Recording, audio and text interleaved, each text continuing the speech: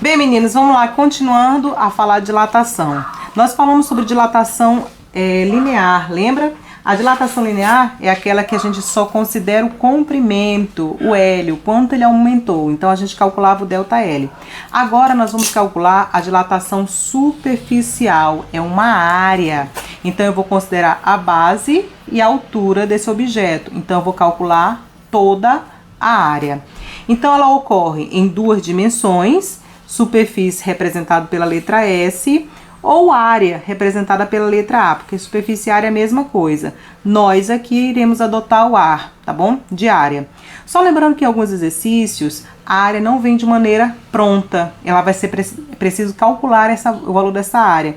Então, só para lembrar lá da matemática, para calcular o valor de uma área, pega a base e multiplica pela altura. Aí você calcula a área. A gente vai ver isso num exemplo hoje.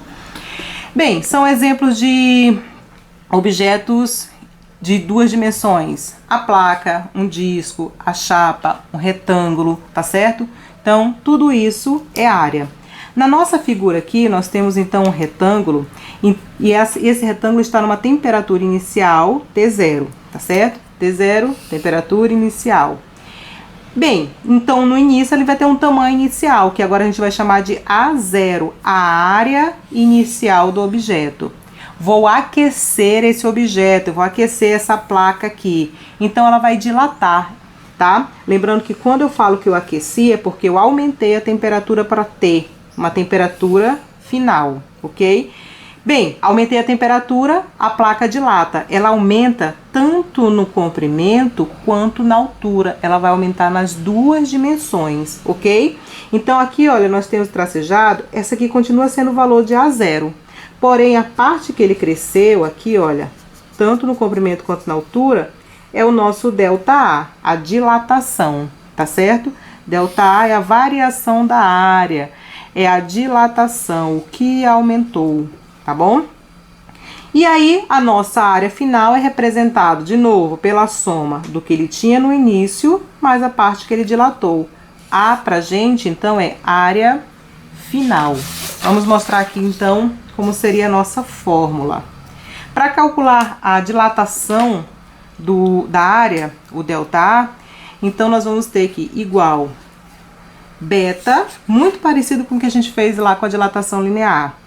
Beta é o coeficiente de dilatação superficial, é porque agora ele considera que o objeto vai dilatar em duas dimensões, por isso que ele é beta. Na maioria dos exercícios, ele vem em forma de alfa. Pede para calcular a área, mas dá alfa. Então, você vai ter que observar isso. Se no problema for dado o valor de alfa, você precisa multiplicar ele por 2 para achar beta, tá bom?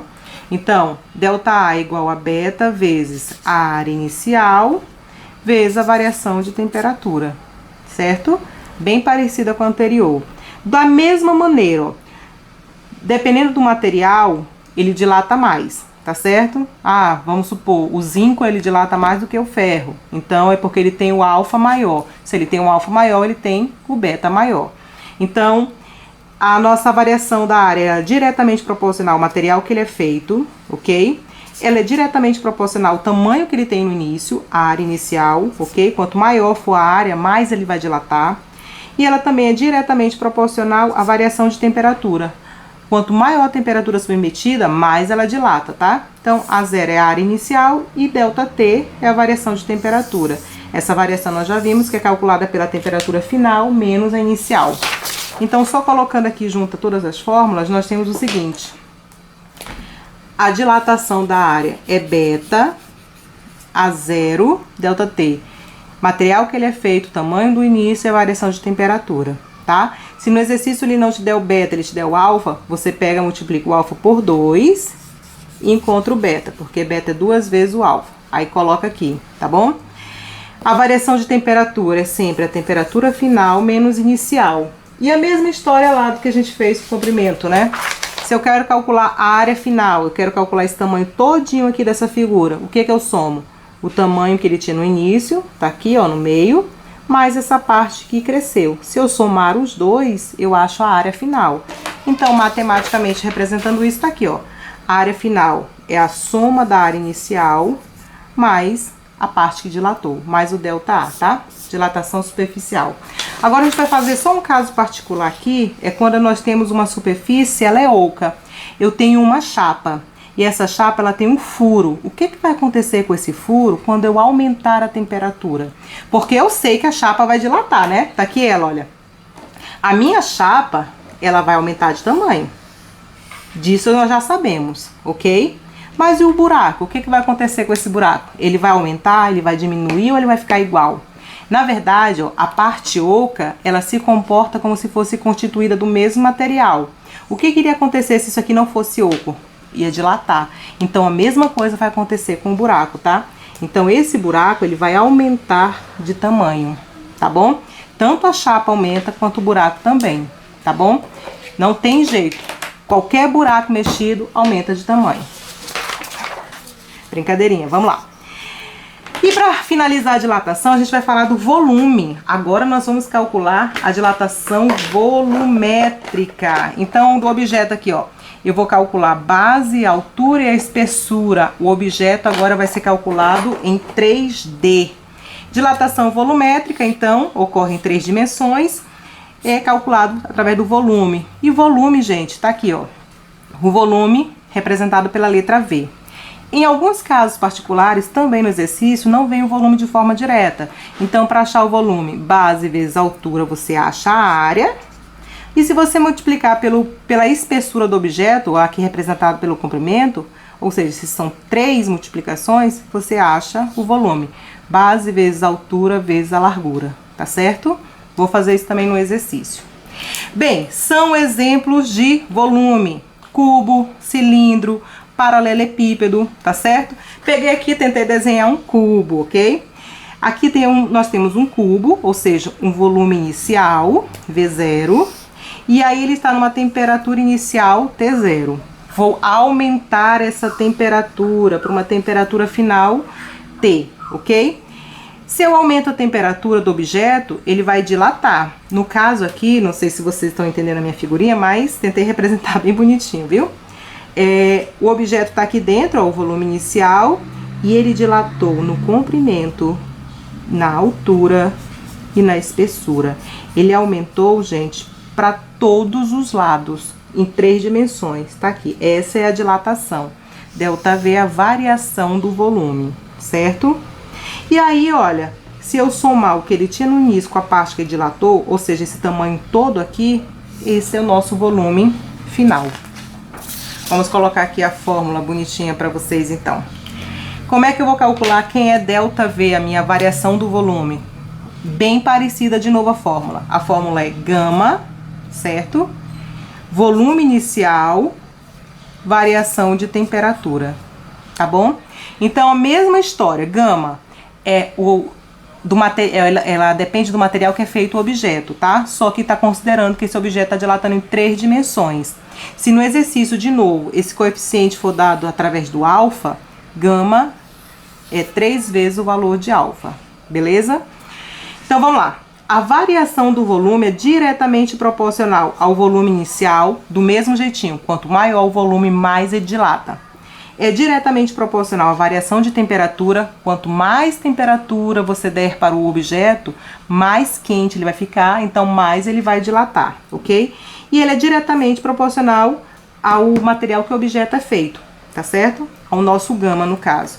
Então, volume inicial, variação de temperatura. Lembrando que variação de temperatura é T final menos inicial. As nossas fórmulas ficam, então, bem bonitinha aqui, olha, dessa maneira. Para calcular a dilatação volumétrica, nós já sabemos gama, V0, variação de temperatura. Se no problema não for dado gama, for dado alfa, multiplico o alfa por 3 e coloco o gama aqui, ok? Quero calcular a variação de temperatura, temperatura final menos inicial.